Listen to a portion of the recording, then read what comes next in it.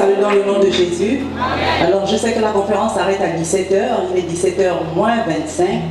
Je ne sais pas si c'est possible, c'est un peu compliqué. Moi je dois partir dans 10 minutes exactement. Vous n'avez pas suggéré un peu le temps, donc je ne sais pas. C'est un peu compliqué pour moi.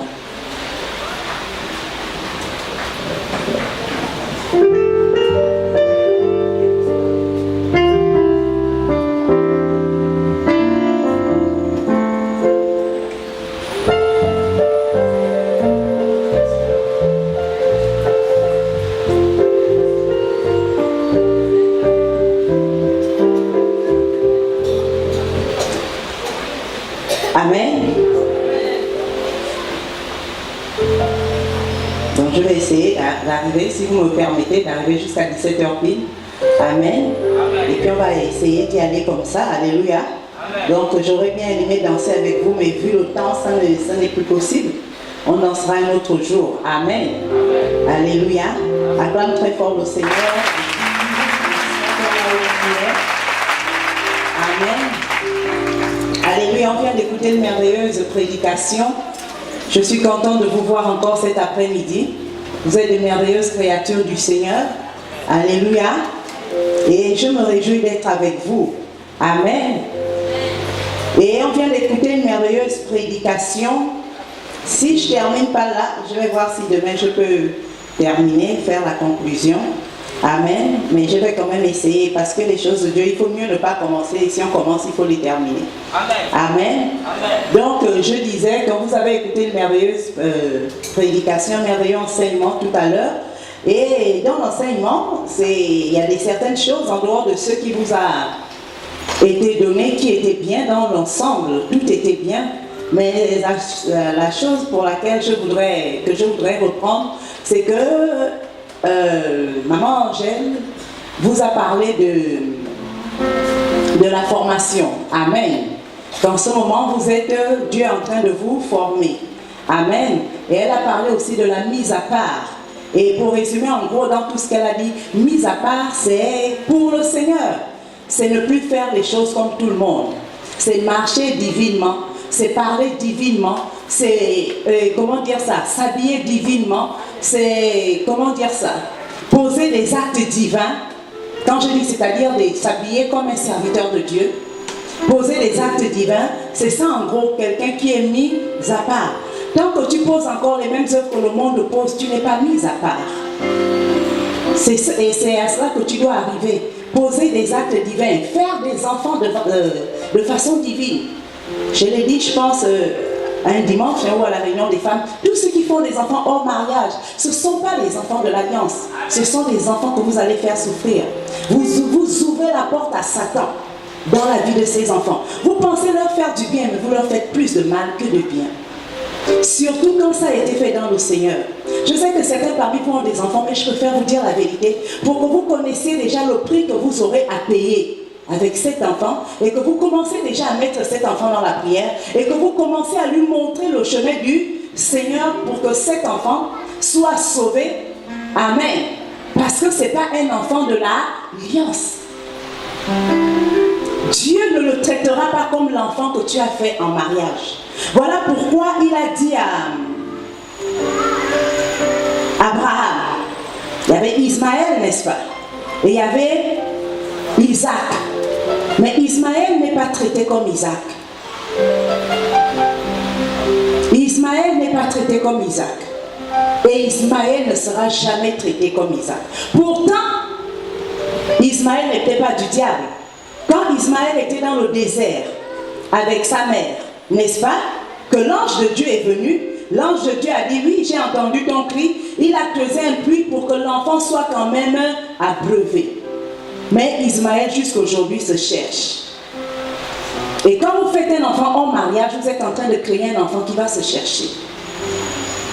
Ce n'est pas une joie. Ce n'est pas des choses comme je vois certains exposent sur Facebook. Ce n'est pas des joies. Vous devez tout faire pour ne pas faire un enfant hors mariage. Vous devez tout faire en tant que chrétien pour faire des enfants dans le mariage. Surtout, quand vous avez fait cet enfant, vous connaissiez déjà Dieu. Pour tous ceux qui ont été faits hors de Dieu, Dieu ne se tient pas compte des temps d'ignorance. Tous les enfants qui ont été faits hors mariage, quand leurs parents ne connaissaient pas le Seigneur, ils bénéficient de la même grâce à cause de leur ignorance. C'est comme quelqu'un, vous servez le Seigneur, et après lui, il n'a pas servi le Seigneur, mais c'est quand il meurt qu'il vient découvrir que Dieu est bon, vous le retrouvez au ciel, et vous posez des questions, mais comment se fait-il qu'il se trouve au ciel? Mais vous allez le retrouver au ciel tout simplement parce que tout ce qu'il faisait, il était dans l'ignorance. C'est au moment de sa mort qu'il a connu Christ, et Christ ne considère que la vie au moment où il a connu. S'il a connu sur le lit de mort, il va partir au ciel. Et alors que toi tu vas dire que mon Dieu, avec tout ce que j'ai fait pour servir le Seigneur, je me retrouve avec cet assassin-là. C'est un peu comme ça les enfants hors mariage. Donc faites tout, je vous en supplie. Je ne veux plus un enfant hors mariage dans les jeux. Mais maintenant, si tu veux le faire, la Bible dit, je mets devant toi la vie et la mort. Je ne te chasserai pas, je ne te jugerai pas, parce que c'est ta relation avec le Seigneur. Mais sache que tu as fait plus de mal à cet enfant. Tu l'as vraiment fait du mal. Le fait que tu permettes qu'il vienne au monde sans qu'il soit dans les liens du mariage. Or, l'amour consiste d'abord à protéger ceux qui t'appartiennent. Donc, ton premier amour pour ton enfant, c'est d'abord de les protéger doucement dans ton ventre et dire non, vous viendrez quand ce sera l'heure du mariage. Dis amen bien. Donc, c'est cela, se mettre à part. Et vous, les garçons, ne persécutez pas les sœurs que je veux savoir comment tu m'aimes, il faut qu'on donne, qu'on goûte un peu. Il n'y a rien à goûter. Il n'y a rien à goûter avant. On attend, on va goûter la nuit du mariage. Tu vas goûter comme tu veux, mais avant, il n'y a pas que non, est-ce qu'on peut goûter un peu quand même, on doit avoir un peu. Non, ou bien tu me plais trop, vraiment, je ne résiste pas. Maintenant, si tu ne résistes pas, ne soyez jamais ensemble. Amen. Et la mise à part veut aussi que quand on est fiancé, on doit montrer aux gens, à mise à part, c'est avoir un comportement exemplaire. Il y a beaucoup de jeunes là qui sont fiancés. Personne ne connaît leur fiancé. Et ce n'est pas des comportements sérieux. Quand quelqu'un est fiancé, maman, voici ma fiancée, on arrive au groupe des jeunes, on dit, bon, tel est fiancé avec tel. Amen. On ne doit pas cacher les fiancés.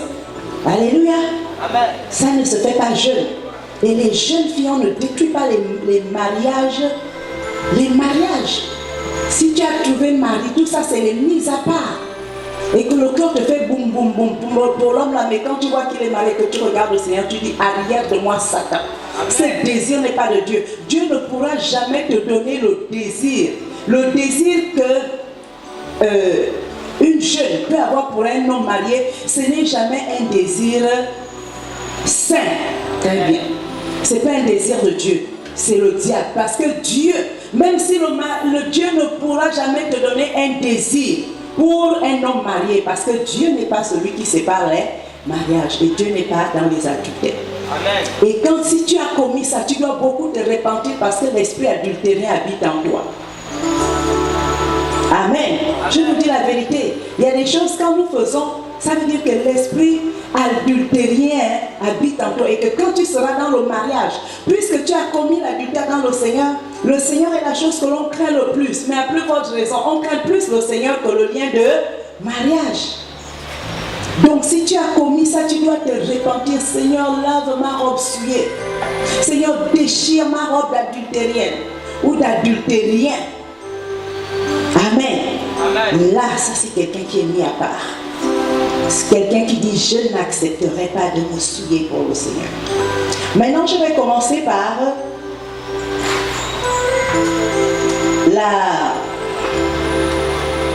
le troisième thème qui avait pour titre, j'ai un appel. Amen. Alléluia. Quelqu'un posait la question, comment savoir qu'on est mis à part? Tout chrétien né de nouveau est mis à part. Amen. Alléluia. Amen. Dès qu'on est déjà chrétien, né de nouveau et on marche selon le Seigneur, on est déjà mis à part. Et on doit veiller maintenant sur sa chrétienté, sur sa relation avec le Seigneur. Maintenant, et tout chrétien a un appel. Vous avez tous un appel, sans exception. Quand je parle d'appel ici, d'autres voient que je suis évangéliste, je vais prêcher. Non. Ce n'est pas que cet appel. Il y en a qui ont un appel ecclésiastique. Ça veut dire que l'appel dans l'église. Amen. Amen. Là, tu es évangéliste, tu es pasteur, tu es prophète, tu es... Amen. Amen. Ça, c'est l'appel ecclésiastique. Il y a d'autres qui n'ont pas un appel ecclésiastique, mais ils ont un appel social. C'est-à-dire, socialement, ils vont servir Dieu dans le social. Dans le social, ça veut dire qu'il va servir Dieu en tant que DG, il va servir Dieu en tant que ministre, il va servir Dieu en tant que médecin. Chacun de vous, Dieu a un appel. Chacun de vous a l'appel de médecin, chacun de vous a l'appel de homme d'affaires, chacun de vous a un appel. Il n'y a personne qui soit sans appel. Chacun de vous, il y a certains qui ont peut-être l'appel d'être évangéliste. Amen. Quand je